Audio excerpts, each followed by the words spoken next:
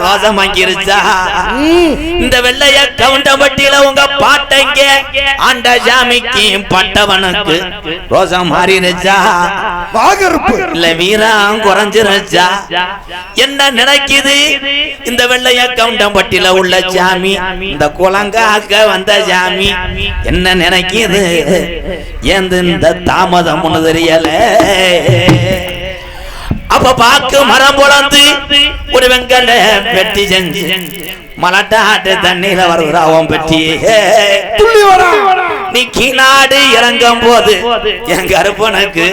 என்னை எச்செல்லாமாக ஊட்டி வளர்த்த மலையாள நாடு எனக்கு இங்க இருக்க இடம் இல்லை